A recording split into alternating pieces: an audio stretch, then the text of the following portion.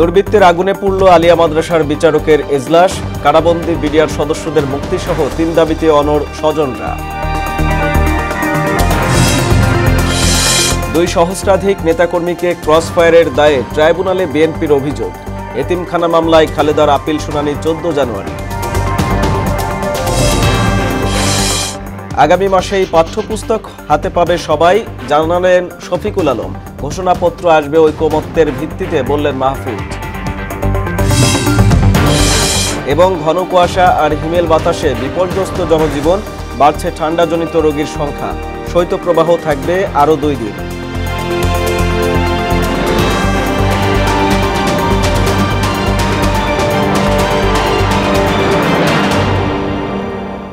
আসসালামু আলাইকুম, সবাইকে মোহনা সংবাদে স্বাগত। শুনছিলেন শিরোনাম, সঙ্গে আছি আমি আরিফুল ইসলাম। এবার পুরো খবর। আলিয়া মাদ্রাসা মাঠে পিলখানা হত্যা মামলার বিচার কাজ পরিচালনা সম্ভব নয় বলে জানিয়েছেন বিশেষ আদালতের চিফ প্রসিকিউটর। বৃহস্পতিবার অগ্নিকাণ্ডের স্থান পরিদর্শন শেষে তিনি একথা জানান। এদিকে অবিলম্বে 7 দফা দাবি মেনে নিতে সরকারের প্রতি আহ্বান জানিয়েছে পিলখানা হত্যা মামলায় অভিযুক্ত চাকরিচ্যুত বিডিআর সদস্যরা। কর্মসূচি অনুযায়ী 1 ঘণ্টার জন্য শাহবাগ মোড় অবরোধ করে আন্দোলনকারীরা। এবার আসাদের প্রতিবেদন। আলিয়া মাদ্রাসা মাঠে পিলখানা হত্যা মামলার বিচার কাজ হবে। বুধবার সরকারের এমন ঘোষণার পর আগুন জ্বলতে দেখা যায় বিচারকের এজলাসে। এরপর বৃহস্পতিবার সকালে বকশীবাজার এলাকায় সড়ক অবরোধ করে আন্দোলনে নামে আলিয়া মাদ্রাসার শিক্ষার্থীরা। খবর পেয়ে সেনাবাহিনী ও পুলিশ এসে পরিস্থিতি স্বাভাবিক করে। এর মধ্যেই ক্ষতিগ্রস্ত আদালত পরিদর্শন করেন বিশেষ আদালতের বিচারক সহ রাষ্ট্র ও আসামি পক্ষের আইনজীবীরা। পরিদর্শন শেষে সাংবাদিকদের সঙ্গে আলিয়া মাদ্রাসা মাঠে আদালত পরিচালনা নিয়ে কথা বলেন চিফ প্রসিকিউটর। পরবর্তী তারিখটা কবে হবে, আমরা এখান থেকে যাওয়ার পরে আসামি পক্ষের আইনজীবী এবং সরকার পক্ষের আইনজীবী সহ আমরা ওনার সাথে কথা বলবো। উনি আমাদেরকে ইনভাইট করে গেছেন।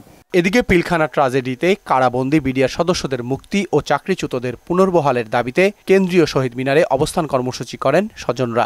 আমাদেরকে জেলখানায় ঢুকিয়ে এখন পর্যন্ত আমাদের কোনো সুযোগ সুবিধা না দেওয়ার জন্য চেষ্টা করছে। ওরাই সেই লোক যারা এই ঘটনার সঙ্গে সরাসরি জড়িত। তারা নির্দোষ, তাদেরকে মুক্ত করে তাদের নিজ বাড়িতে ফেরত প্রত্যাবর্তন করা হোক, অথবা তাদেরকে চাকরিতে পুনর্বহাল করা হোক। সরকারের পক্ষ থেকে কোনো আশ্বাস না পেয়ে শাহবাগ ব্লকের কর্মসূচি দেন বৈষম্য বিরোধী ছাত্র আন্দোলনের সমন্বয়ক মাহিন সরকার। শহীদ মিনার থেকে পদযাত্রা শুরু হবে। দুপুর 1টার দিকে পুলিশি বাধা অতিক্রম করে শাহবাগ মোড়ে ঘণ্টাখানেক অবস্থান করেন তারা।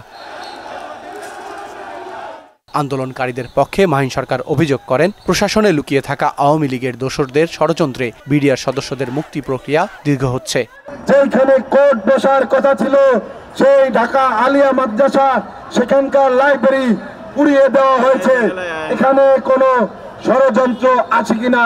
কারণ আমরা জানতে পেরেছি বিডিআর পরিবারগুলো যেন ন্যায্য বিচার না পায়, তারা যেন ন্যায্য হিস্সা না পায়, সেজন্য অনেক লেসপেন্সার আওয়ামী লীগের দালাল সেটি চায় না। দ্রুত দাবি মেনে না নিলে কঠোর কর্মসূচির হুঁশিয়ারি দেন মাহিন। আমাদের লড়াই চলছে, আমাদের লড়াই চলবে। MR আসাদ, মোহনা সংবাদ, ঢাকা। জিয়া অরফানেজ ট্রাস্ট দুর্নীতির মামলায় 10 বছরের দণ্ড থেকে খালাস চেয়ে খালেদা জিয়ার আপিলের শুনানি শেষ হয়েছে।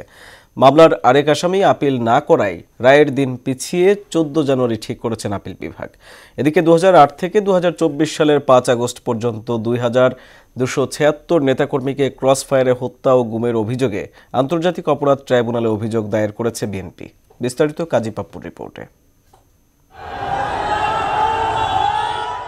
গেল 5 আগস্ট আওয়ামী লীগ সরকার পতনের পর জিয়া অরফানেজ ট্রাস্ট দুর্নীতি মামলায় রাষ্ট্রপতির কাছ থেকে ক্ষমা পেয়ে যান বেগম খালেদা জিয়া। তবে তিনি রাষ্ট্রপতির ক্ষমা ভিক্ষা চাননি বলে জানান আইনজীবীরা। দেশের সর্বোচ্চ আদালতের প্রতি মানুষের আছে আস্থা নিয়ে যে এখানে বিচার পাবে, কিন্তু সেখানে বিচারের নামে অবিচার হয়েছে। আমরা ধারণা করেছিলাম, আপনাদেরকে গতকালকে বলেছিলাম হয়তো আজকে একটি আদেশ আমরা পাবো। সলিমুল হক কাজী কামালের একটি অ্যাপিল পেন্ডিং থাকার কারণে আইনগত ত্রুটি হতে পারে, সেই কারণে আজকে কোনো আদেশ পাওয়া হয় নাই। তারপর রায়ের বিরুদ্ধে আপিল করেন খালেদা জিয়ার আইনজীবীরা। কারণ হিসেবে আইনজীবীরা জানান আইনি লড়াই করেই মামলা মুক্ত হবেন বেগম জিয়া। তৃতীয় দিনের শুনানি শেষে ছলছল চোখে আইনজীবী কায়সার কামাল কথা বলেন সাংবাদিকদের সঙ্গে। ওনাকে কখনো বসতে পর্যন্ত দেওয়া হয়নি, সেই জিনিসগুলোই আমরা আদালতে তুলে আমরা নিজেরাও আইনজীবী হিসেবে ভিকটিম ছিলাম, তখন আমাদেরকে যেতে দেওয়া হতো না। মামলাটা কোনো অবস্থাতেই চলে না, দায়ের করা যায় না, কারণ ওনাকে প্রথমত জোর করে আদালতে ওনার বিভিন্ন সাক্ষ্য নেওয়া হয়েছে এবং উনি যা বলতে চাননি সেটাও আদালত জোর করে আদায় করেছেন। তো সেই জিনিসগুলো অন রেকর্ডে আছে, আমরা সেটা পরে শুনিয়েছি।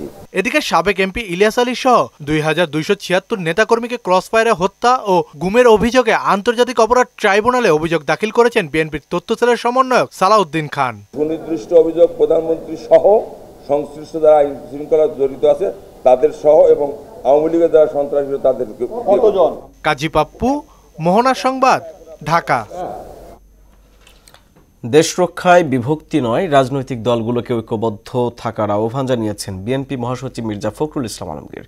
তিনি আরও বলেন, নিরপেক্ষ নির্বাচনে সব সমস্যার সমাধান। এ সময় বক্তারা বলেন, খালেদা জিয়ার আপোষহীন নেতৃত্বের কারণেই দেশে গণতন্ত্রের ধারা অব্যাহত থাকবে। আরও জানাচ্ছেন তানজিদ ভুইয়া। গুলশানে বিএনপি চেয়ারপারসনের কার্যালয়ে রাজবন্দির জবানবন্দির শীর্ষক বইয়ের মোড়ক উন্মোচন করেন দলের মহাসচিব মির্জা ফখরুল ইসলাম আলমগীর। অনুষ্ঠানে বিশেষ আলোচক ছিলেন বিশিষ্ট সাংবাদিক শফিক রহমান। তিনি দাবি করেন, বিএনপি জুলাই বিপ্লবের মূল পটভূমি তৈরি করেছিল। জুলাই আন্দোলনের ক্ষেত্র তৈরি হয়েছিল প্রায় 15 বছর জুড়ে। এই ক্ষেত্র প্রস্তুত করেছিল প্রধানত বিএনপির বহু নেতা কর্মী সেই 15 বছর জুড়ে নির্বাচিত হয়েছেন, মামলায় পড়েছেন এবং অন্যায় দমন পীড়নের শিকার হয়েছেন, জেল খেটেছেন, ফাঁসিতে ঝুলেছেন, আত্মগোপনে থাকতে বাধ্য হয়েছেন রাতের পর রাত। এ সময় বক্তারা বলেন, দেশ বিরোধী ষড়যন্ত্র থেমে নেই। ষড়যন্ত্রকারীদের রুখে দিতে বিএনপি নেতাকর্মীদের সজাগ থাকতে হবে। জিয়া পরিবারের প্রত্যেকে বাংলাদেশে যতবার গণতন্ত্রের উপর আঘাত হচ্ছে, ওনারা সেই গণতন্ত্রটা পুনঃপ্রতিষ্ঠা করতে চেয়েছেন। যার কারণে আজকে ওনারা এই বাংলাদেশে শুধু না, আমাদের বিশ্বে একটি অন্যতম নজিরবিহীন পরিবেশ প্রতিষ্ঠিত করেছেন। আমাদের প্রত্যেককে সজাগ থাকতে হবে। বিশেষ করে বিএনপি বিরুদ্ধে ষড়যন্ত্র বেশি হচ্ছে। দেশনেত্রী বেগম খালেদা জিয়া, তার বিরুদ্ধে যে রাজনৈতিক উদ্দেশ্য প্রণোদিত মিথ্যা মামলা, যেটা আমরা সবাই জানি, আদালত তাকে সসম্মানে মুক্ত ঘোষণা করবেন ইনশাআল্লাহ।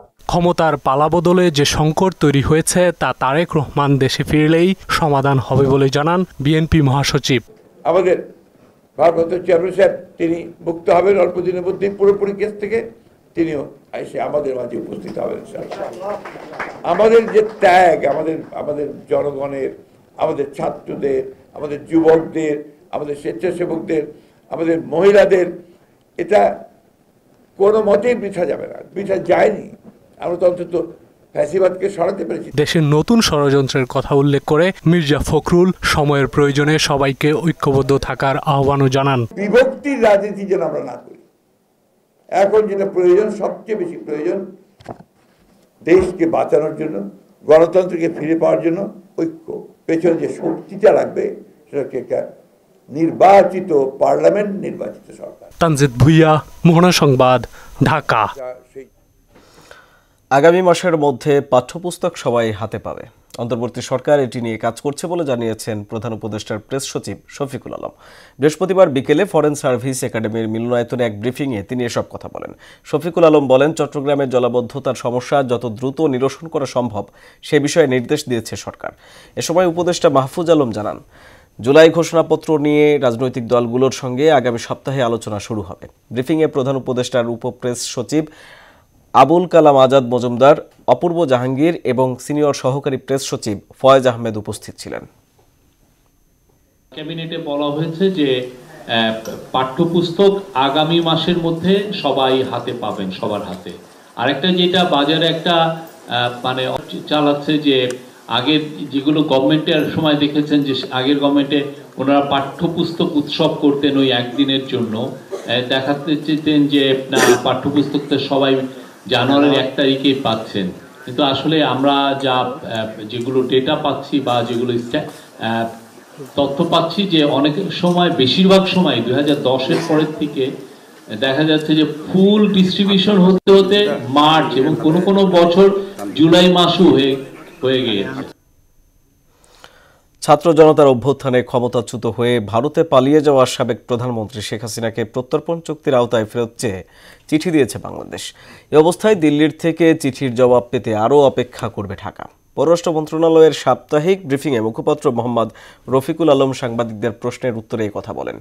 সরকারের পক্ষ থেকে তাগিদপত্র দেওয়ার প্রশ্নে মুখপাত্র বলেন, কূটনৈতিক প্রক্রিয়ার অনেক দুর্বোধ্যতা আছে, এর মধ্যে সবকিছুর ব্ল্যাক অ্যান্ড হোয়াইট উত্তর হয় না।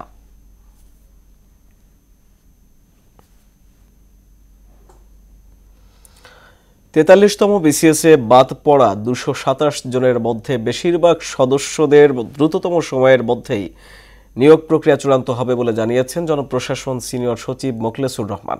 বৃহস্পতিবার দুপুরে সচিবালয়ে নিজ দপ্তরে তদন্ত কর্মকর্তাদের সঙ্গে বৈঠক শেষে তিনি আরও জানান, তদন্ত শেষ হয়েছে, তবে যাদের বিরুদ্ধে বড় ধরনের অভিযোগ রয়েছে তারা ছাড়া বেশিরভাগ সদস্যই যোগদান করতে পারবেন। আগামী জুন মাসের মধ্যেই মহার্ঘ ভাতা প্রদান করা হবে জানিয়ে সচিব জানান, পেনশন গ্রহণকারীরাও এই ভাতার আওতায় থাকবে। এই মহার্ঘ ভাতার সাথে বাৎসরিক বেতন বৃদ্ধিও যোগ হবে। গত 15 অক্টোবরের প্রজ্ঞাপনে বিভিন্ন ক্যাডারে বাদ পড়েছিলেন 99 জন। সব মিলিয়ে 43তম বিসিএস থেকে বাদ পড়েন মোট 267 জন। 227 জনকে নিয়ে আমরা পুনর্বিবেচনা করার জন্য আমরা যেটাকে বলি ইনভেস্টিগেশন অথবা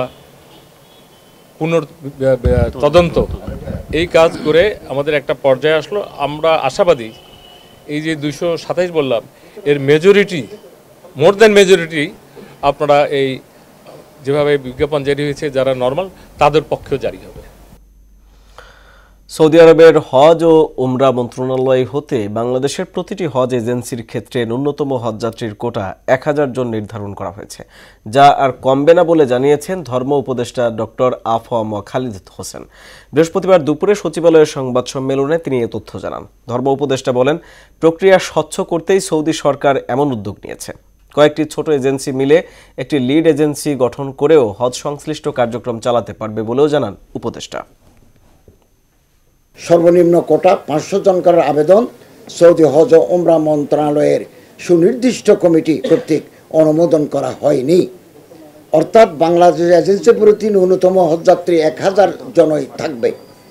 উদ্ভূত পরিস্থিতিতে গত 4/1/2025 খ্রিস্টাব্দে আমার সভাপতিত্বে ইসলামিক ফাউন্ডেশনের বাইতুল মুকাররম অডিটোরিয়াম হজ এজেন্সির অডিটোরিয়ামে হজ এজেন্সির সাথে বিষয়টি নিয়ে মত বিনিময় করি। চালের দাম বেড়ে যাওয়ায় মানুষের একটু কষ্ট হচ্ছে স্বীকার করে বাণিজ্য উপদেষ্টা শেখ বশিরউদ্দিন বলেছেন, সরকারের কাছে কোনো আলাদিনের চেরাগ নেই যে মানুষের কষ্ট রাতারাতি দূর হয়ে যাবে। বৃহস্পতিবার সচিবালয়ে সাংবাদিকদের একথা বলেন তিনি। ভারত, পাকিস্তান এবং বার্মা থেকে কয়েক মেট্রিক টন চাল আমদানি করা হচ্ছে এবং চালের মজুদে কোনো ঘাটতি নেই এমনটাও জানিয়েছেন। বিস্তারিত জানাচ্ছেন শামীমুজ্জামান চৌধুরী। আমনের ভরা মৌসুম চলছে, নতুন ধানের চাল পুরোদমে বাজারে আসছে, কিন্তু পর্যাপ্ত সরবরাহ থাকলেও কমেনি চালের দাম। যদিও অন্তর্বর্তী সরকার আশা করেছিল আমন ধান উঠলে কমবে চালের দাম। তুরস্কের বাণিজ্য মন্ত্রী অধ্যাপক ওমের বোলাটের সঙ্গে সৌজন্য সাক্ষাৎ শেষে বাণিজ্য উপদেষ্টা বলেন, চাল আমদানিতে 63% আমদানি শুল্ক 3% নামিয়ে আনা হয়েছে, আর মিয়ানমার, ভারত ও পাকিস্তান থেকে চাল আমদানি করা হচ্ছে। কোনো আলাদিনের চারাগ নেই যেটা দিয়ে আপনি যে সুইচ দিলেন কালকেই মার্কেটটা ঠিক হয়ে যাবে। সরকারের মজুদে কোনো ঘাটতি নেই। তারপরেও আমরা প্রস্তুতিমূলক পর্যায়ে আমরা যে ব্যত্যয়টা চালের বাজারে দেখছি সেটাকে হ্যান্ডেল করার জন্য, অ্যাড্রেস করার জন্য আমরা আমদানিকে আরও বেশি উদার করেছি। যেটা আমরা বললাম যে আমরা 63%কে 3%-এ নামিয়ে নিয়ে এসেছি। তো আমরা আশা করি যে আমদানি শুরু হলেই যদি কেউ মজুদ করে থাকে অন্যায্যভাবে, এই মজুদটাও তারা ছাড়তে বাধ্য হবে এবং বাজার স্বাভাবিক পর্যায়ে নেমে আসবে। এ সময় বাণিজ্য উপদেষ্টা বলেন, বাংলাদেশের সামরিক প্রযুক্তিতে তুরস্ক বিনিয়োগে আগ্রহী। বাণিজ্যিক সামরিক যে বিষয়টা আছে সেই বিষয়ে আলোচনা হয়েছে। আমরা বলেছি যদি ডিফেন্স মিনিস্ট্রির মধ্যে তাদের মধ্যে ইন্টারনাল কোঅপারেশন থাকে, আমাদের বাণিজ্যিক কার্যক্রম হিসেবে আমাদের এটাতে কোনো বিষয় না। দেশের বিভিন্ন খাতে তুরস্ক বিনিয়োগে আগ্রহী উল্লেখ করে শেখ বশিরউদ্দিন জানান, নবায়নযোগ্য জ্বালানি, বিভিন্ন কারখানার মেশিনারিজ ও অবকাঠামো খাতে বিনিয়োগে আগ্রহী তুরস্ক। মেশিনারি ইন্ডাস্ট্রি যেখানে আমাদের বাংলাদেশের শিল্পায়নের ক্ষেত্রে সেক্ষেত্রে আগ্রহ করেছেন, ওনারা আমাদের অবকাঠামো খাতে বিনিয়োগের আগ্রহ প্রকাশ করেছেন। শামীমুজ্জামান চৌধুরী, মোহনা সংবাদ, ঢাকা। ঘন কুয়াশা আর হিমেল বাতাসে বিপর্যস্ত জনজীবন। কনকনে শীতে বেশি ভোগান্তির শিকার হচ্ছেন খেটে খাওয়া মানুষ। ঠান্ডাজনিত রোগীর সংখ্যাও বাড়ছে। এদিকে দেশ জুড়ে চলমান মৃদু শৈত্যপ্রবাহ আরও 2 দিন অব্যাহত থাকবে বলে জানিয়েছে আবহাওয়া অফিস। রাতের বেলা কমতে পারে তাপমাত্রা। আফরিন পপির ডেস্ক রিপোর্ট।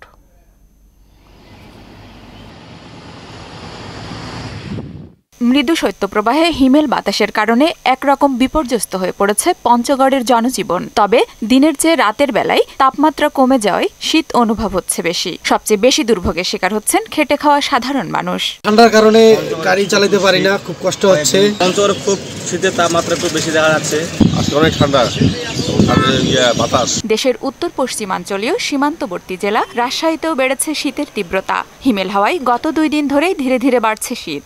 শীতে কাবু ছিন্নমূল ও খেটে খাওয়া মানুষ। ঠান্ডাতে তো আপনার ভাড়া কম হয়েছে এবং লোকই পাওয়া যাচ্ছে না, এমন অবস্থা হাত পা সৃষ্টি ধরে যাচ্ছে। কাজকাম করা যাচ্ছে কিন্তু অল্প। মেহেরপুরেও একই চিত্র।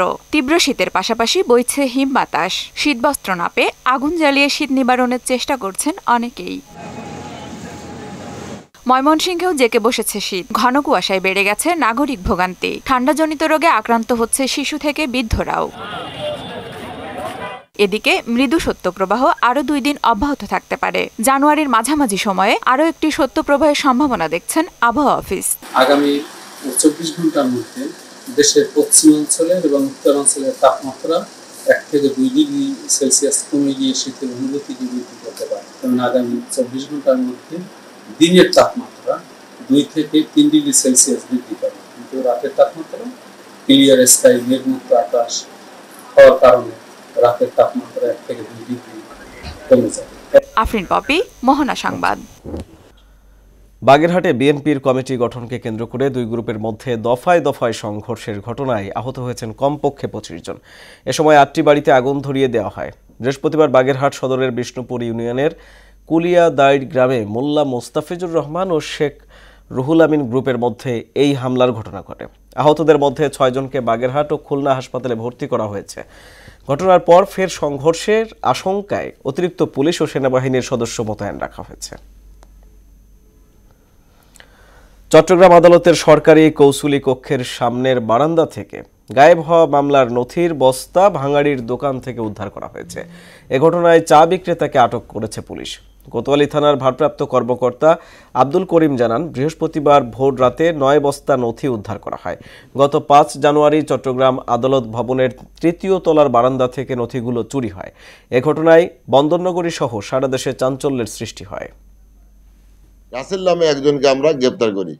সে এই হারানো সিডিগুলি কোর্ট বিলিং হতে কৌশলে নিয়ে একটা ভাঙ্গারির দোকানে বিক্রি করেছে মর্মে আমাদেরকে তথ্য দিলে সেই তথ্যের ভিত্তিতে তাকে নিয়ে আমরা অভিযান পরিচালনা করি। জনৈক মফিজের ভাঙ্গারি দোকান হইতে আমরা হারিয়ে যাওয়া 9 বস্তা কেজ ডকেট উদ্ধার করতে সক্ষম হই। এই ব্যাপারে পরবর্তী তদন্ত কার্যক্রম অব্যাহত আছে এবং আইনানুগ ব্যবস্থা গ্রহণ করা হবে। রাষ্ট্রকে দেশের সব উদ্যোক্তাদের কাজের মূল্যায়নের তাগিদ দিয়েছেন এসএ গ্রুপের ব্যবস্থাপনা পরিচালক সালাউদ্দিন আহমেদ। এ সময় ব্যাংকের সুদের হার কমিয়ে বিদেশি ঋণ থেকে স্বল্প সুদে ঋণ দেওয়ার দাবিও জানান তিনি। সন্ধ্যায় রাজধানীতে গ্র্যান্ড প্যালেস হোটেলের উদ্বোধন করে সালাউদ্দিন এসব কথা বলেন।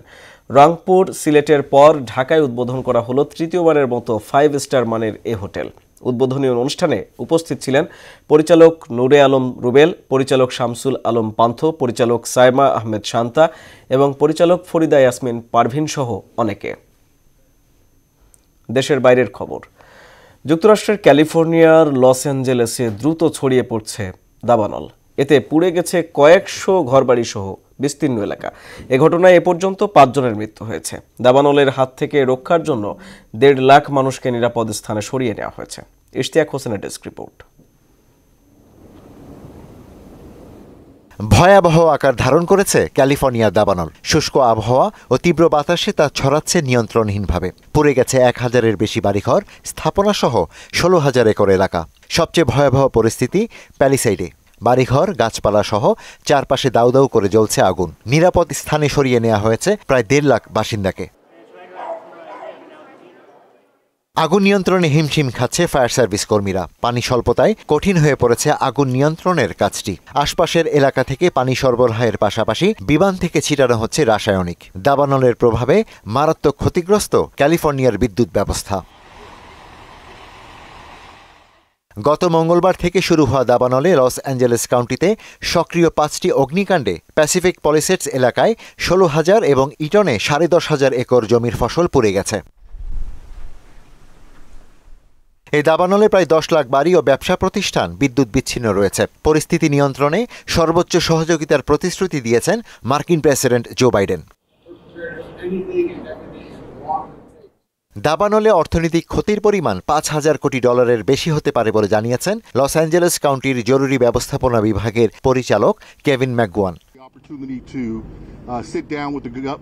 ইশতিয়াক হোসেন, মোহনা সংবাদ। ইসরায়েলি হামলায় গাজায় 1/2 ফিলিস্তিনি নিহত হয়েছেন। এদিকে রাশিয়ার ক্ষেপণাস্ত্র হামলায় ইউক্রেনে মৃত্যু হয়েছে 13 জনের। অন্যদিকে লাগাতার বৃষ্টিতে সৌদি আরবে দেখা দিয়েছে বন্যা। জারি করা হয়েছে রেড অ্যালার্ট।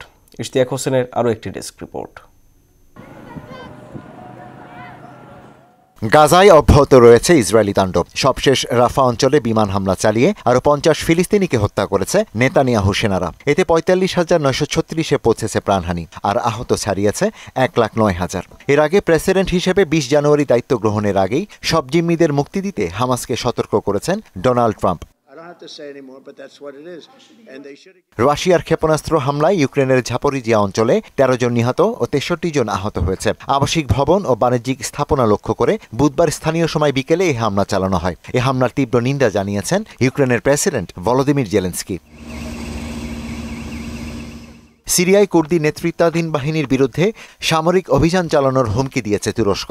বাশার আল আসাদের পতনের পর নতুন নেতৃত্বের সঙ্গে একটি রক্তপাতহীন সমঝোতার শর্ত মেনে নিতে হবে বলে জানিয়েছেন তুরস্কের পররাষ্ট্রমন্ত্রী হাকান ফিদান। অন্যদিকে কয়েকদিনের টানা বৃষ্টিতে বন্যা পরিস্থিতি তৈরি হয়েছে সৌদি আরবে। এরই মধ্যে মক্কা ও মদিনা শহরে লাল সতর্কতা জারি করেছে দেশটির আবহাওয়া দপ্তর, national centre for metrology NCM। নিরাপত্তা সংক্রান্ত নির্দেশনা অনুসরণ করতে জনগণের প্রতি আহ্বান জানিয়েছে কর্তৃপক্ষ। ইশতিয়াক হোসেন, মোহনা সংবাদ। মিয়ানমারের পশ্চিমাঞ্চলীয় রাখাইন রাজ্যের একটি গ্রামে দেশটির সামরিক বাহিনীর বিমান হামলায় কমপক্ষে 40 জন নিহত হয়েছেন। আহত হয়েছেন আরও 20 জন। আরাকান আর্মির মুখপাত্র খাইং থু খা জানান, বুধবার দুপুর 1টার দিকে রাখাইনের রামরি দ্বীপের কিয়াউক নিমাও শহরে সেনাবাহিনীর বিমান থেকে বোমা হামলা চালানো হয়। এতে ওই এলাকায় আগুনে 5 শতাধিক বাড়িঘর পুড়ে যায় বলেও জানান তিনি। মধ্য আফ্রিকার দেশ চাদের প্রেসিডেন্ট কার্যালয় দখলের চেষ্টায় হামলা চালিয়েছে একদল অস্ত্রধারী। এ সময় তাদের সঙ্গে নিরাপত্তা কর্মীদের সংঘর্ষে 19 জন নিহত হয়েছেন। রাজধানী এনজামেনায় এ ঘটনা ঘটে। চাদ সরকারের মুখপাত্র পররাষ্ট্রমন্ত্রী জানান, মৃতের মধ্যে 18 জনই 24 কমান্ডো ইউনিটের সদস্য। এতে একজন নিরাপত্তা কর্মীও নিহত হয়েছেন। স্থানীয়দের তথ্য মতে সন্ধ্যায় একটি সশস্ত্র কমান্ডো ইউনিট প্রেসিডেন্ট কমপ্লেক্সের ভেতর গুলি চালায়। এরপর নিরাপত্তা কর্মীদের সঙ্গে তাদের সংঘর্ষ বাধে। 4 ম্যাচের টি20 সিরিজে শ্রীলঙ্কার সঙ্গে 2-2 ব্যবধানে ড্র করেছে বাংলাদেশ অনূর্ধ্ব-19 নারী ক্রিকেট দল। কলম্বোর বার্ঘার রিক্রিয়েশনাল গ্রাউন্ডে সিরিজের শেষ ম্যাচে শ্রীলঙ্কাকে 22 রানে হারিয়ে সমতা আনে সুমাইয়া আক্তারের দল। বাংলাদেশ প্রথম ব্যাট করে 19.5 ওভারে 126 রানে অল আউট হয়। ইনিংসে সর্বোচ্চ 24 রান করেন জান্নাতুল মাওয়া। জবাবে জুনিয়র টাইগ্রেসদের বোলিং তোপে 105 রানে থেমে যায় শ্রীলঙ্কার মেয়েরা। হিরুনি হানসিকা 29 বলে 44 রান করেন। জান্নাতুল মাওয়া 3টি উইকেট নেন। চট্টগ্রামে জমকালো আয়োজনে শনিবার এম এ আজিজ স্টেডিয়ামে অনুষ্ঠিত হবে জিয়া ক্রিকেট টুর্নামেন্ট চট্টগ্রাম বিভাগের খেলা। সকালে চট্টগ্রাম জেলা ক্রীড়া সংস্থা মিলনায়তনে আয়োজিত সংবাদ সম্মেলনে এ তথ্য জানানো হয়। সংবাদ সম্মেলনে লিখিত বক্তব্য তুলে ধরেন জিয়া ক্রিকেট টুর্নামেন্ট চট্টগ্রাম বিভাগের আহ্বায়ক মশিউল আলম স্বপন। লাল ও সবুজ দলের মধ্যে টি-20 ম্যাচটি অনুষ্ঠিত হবে। জাতীয় দলের ক্রিকেটাররা খেলার উদ্বোধন করবেন। এ সময় উপস্থিত ছিলেন চট্টগ্রাম মহানগর বিএনপির সদস্য সচিব নাজিমুর রহমান, জিয়া ক্রিকেট ব্যবস্থাপনা কমিটির সদস্য SM সাইফুল সহ অনেকে। বোলিং অ্যাকশনে দ্বিতীয় পরীক্ষাতেও পাশ করতে পারেননি সাকিব আল হাসান। এর আগে গেল ডিসেম্বরের শুরুর দিকে ইংল্যান্ডের বার্মিংহামের অদূরের লাফবরো ইউনিভার্সিটির মেডিকেল বিভাগের কাছে পরীক্ষা দেন সাকিব, যেখানেও ফেল করেছেন বাংলাদেশের এই অলরাউন্ডার। বিভিন্ন গণমাধ্যমের সূত্রে এমন তথ্যই জানা গেছে। আইসিসির নিয়ম অনুযায়ী পরপর 2 পরীক্ষায় বোলিং অ্যাকশন ত্রুটিযুক্ত হলে 1 বছরের মধ্যে ওই বোলার বল করতে পারবেন না। তাই তার আন্তর্জাতিক ক্রিকেটে ফেরা নিয়ে ধোঁয়াশা তৈরি হয়েছে। শেষ করব মোহনা সংবাদ যাবার আগে জানিয়ে দিব শিরোনামগুলো আবার একবার।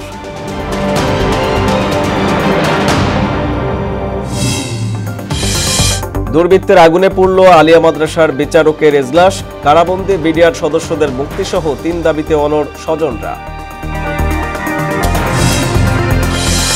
2 সহস্রাধিক নেতাকর্মীকে ক্রসফায়ারের দায়ে ট্রাইব্যুনালে বিএনপির অভিযোগ। এতিমখানা মামলায় খালেদার আপিল শুনানি 14 জানুয়ারি। আগামী মাসেই পাঠ্যপুস্তক হাতে পাবে সবাই, জানালেন শফিকুল আলম। ঘোষণাপত্র আসবে ঐকমত্যের ভিত্তিতে, বললেন মাহফুজ। এবং ঘন কুয়াশা আর হিমেল বাতাসে বিপর্যস্ত জনজীবন, বাড়ছে ঠান্ডাজনিত রোগীর সংখ্যা। শৈত্যপ্রবাহ থাকবে আরও 2 দিন। এই ছিল মোহনা সংবাদে। মোহনার সবশেষ খবর জানতে ভিজিট করুন www.mohana.tv। সংবাদ দেখতে পারেন ফেসবুক, ইউটিউবেও। এতক্ষণ সঙ্গে থাকার জন্য ধন্যবাদ সবাইকে।